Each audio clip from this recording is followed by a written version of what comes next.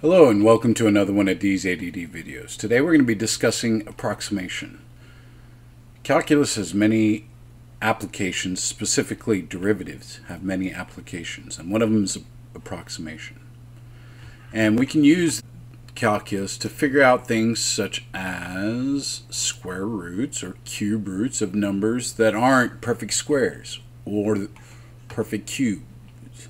Okay, so like the square root of 18 or the cube root of 26, which is close to a perfect cube, but not quite there.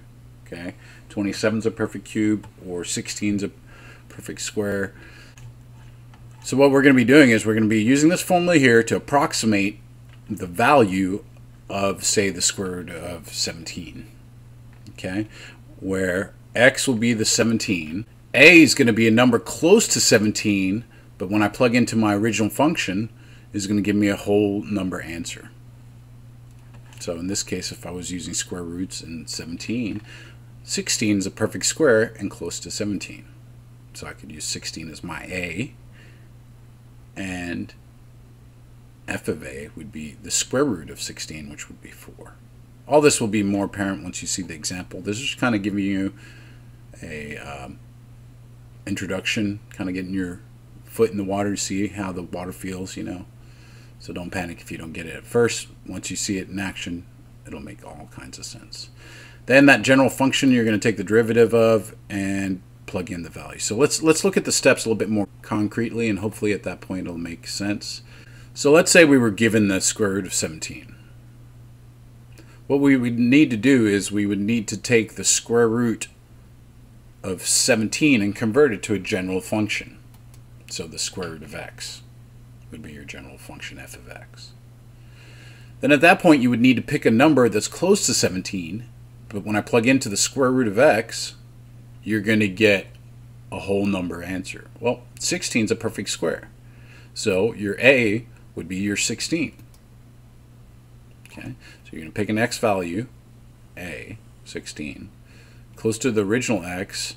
That gives you a whole number answer when you plug in. And that whole number answer is going to be your f of a.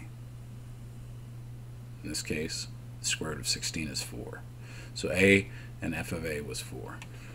Okay, and then what you're going to do is you're going to take the derivative of the function, the general function from step 1, and then plug in your a to get your f prime of a.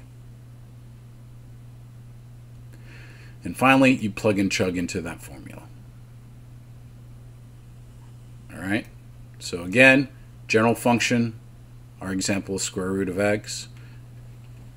We're doing the square root of 17.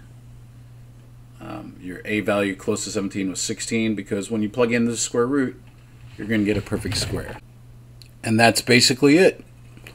The steps are pretty repetitive. Once you get the hang of it, you'll see that this is not as bad as it probably seems at first. Check out the beginner example video where I actually do the square root of 17 approximation.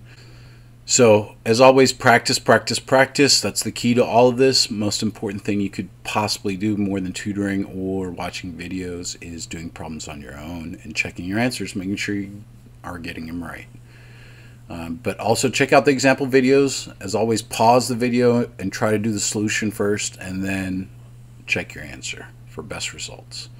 I hope I've clarified things for you enough to start doing these problems. Thank you and have a nice day.